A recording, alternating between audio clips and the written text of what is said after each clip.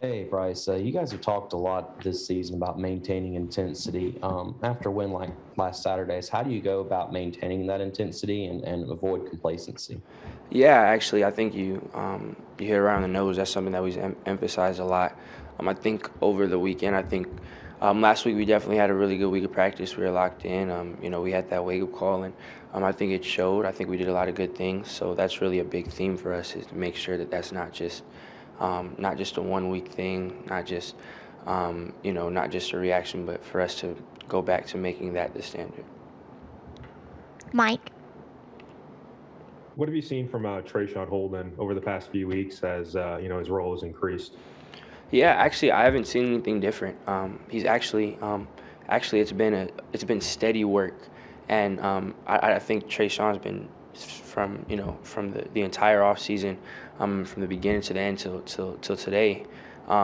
He's done a really good job. He's always been ready. He's always been prepared. I don't think it was this crazy, him doing anything, crazy different during the week. He's always been ready, always been prepared. Someone who approaches everything with a very professional attitude. So, his number got called.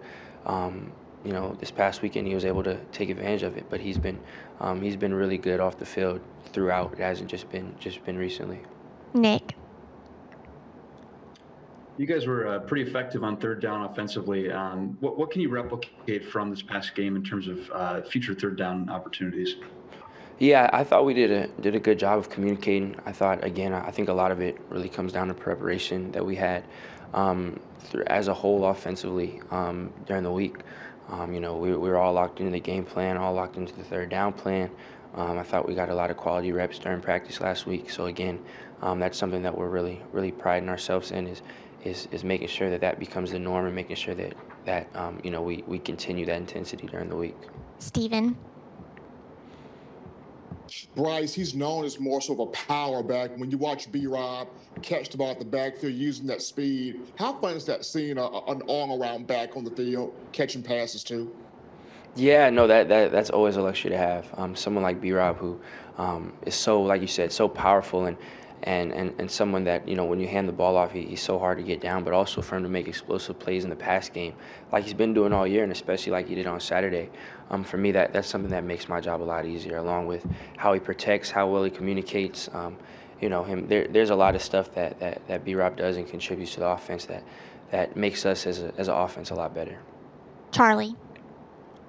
Hey, Bryce, I know he's on the defensive side of the ball, but how have you seen Will kind of come into his own as a leader and be more vocal this season?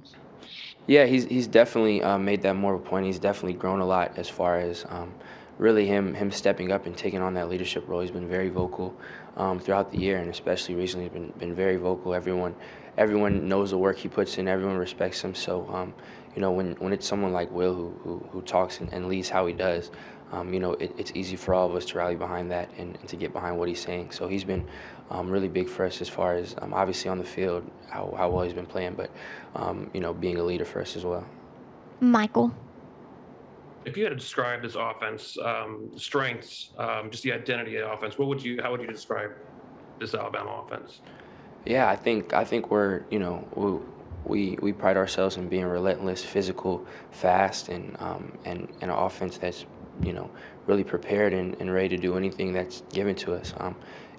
I think we do something we pride ourselves in is evaluating who we're playing, looking at the defense, and really game planning each week. So for us, we have a lot of pride in having our identity and being ourselves, but being able to understand that things might look different week to week, making sure that we're able to communicate and be on the same page with all the little changes that we make. So I think all of that ties into our identity. Tony. Bryce, as a quarterback, when you have a wide receiver, maybe if he's frustrated with playing time or he's frustrating just maybe with his performance, what are some of the things you can do to kind of aid him through that? Yeah, I think right at Alabama, there's a process for everyone, and there's a lot of people in the room and a lot of people in the locker room that have gone through.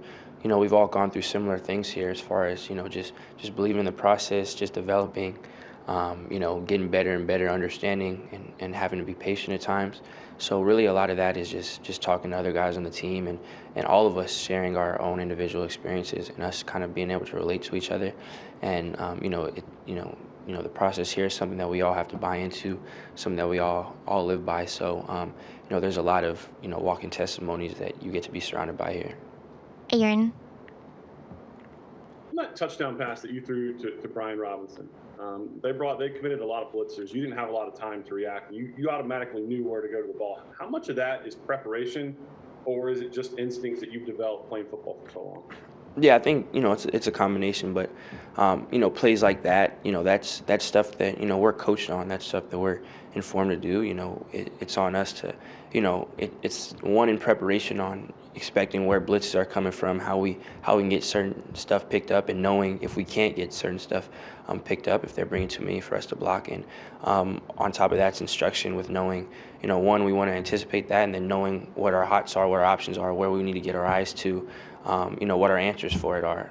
So for me, really, it's, we have countless reps logged throughout the whole off season during the week of, we get a lot of reps at these plays. So having plans for whatever we get, whatever coverages, whatever blitz we might get, and just being able to process that in real time. Charlie. Being from California, how much did you know about the Alabama-Tennessee rivalry before you got here, and maybe what have you learned about it since?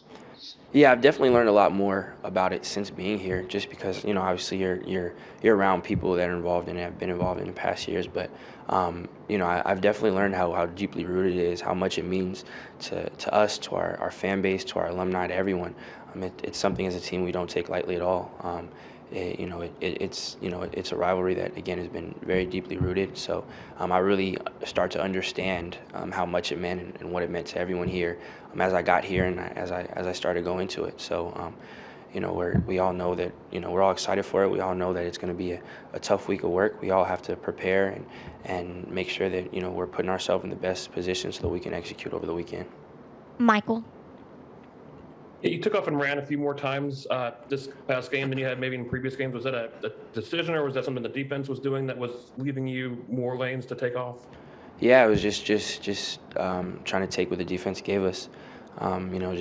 Each and every play, it's just about trying to find the best, do what's best for the offense, best to keep the ball movement. And this weekend, like you said a few times, happened to open up, have green grass. Coach OB does a good job of letting us know and kind of coaching us and harping on us of just making those good decisions and knowing when to throw, when to run. And this week that just happened to be what it was. But as a quarterback, you can never predetermine what you want to do or go into a game or have a game plan about doing one thing more than the other. But it just happened to work out this way this weekend. Steven.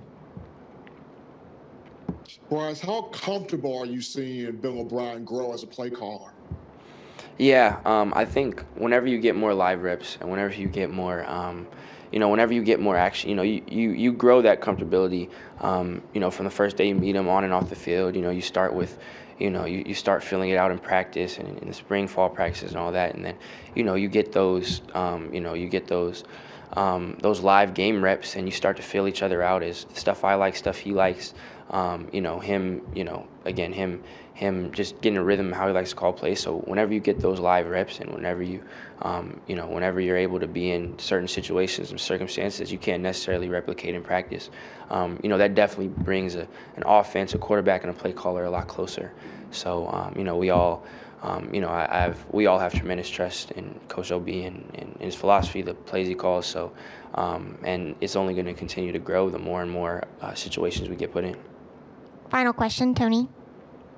Yeah, Bryce, kind of on that note, you're obviously going to execute whatever OB tells you to do, but as a competitor, when those goal line situations, do you like having the ball in your hands? Do you prefer that? For me, it's just doing what I feel like is best for the team, what we game plan for, what we feel like is the best option. So, it's not a personal, whatever happens at any part of the field and any part of the game, it's never like it's never a personal thing. It's never it's all about, it's all about the game plan. It's all about the stuff we feel confident as an offense. It's all about what we feel like gives us the best chance to succeed offensively. So that's really all that goes into it.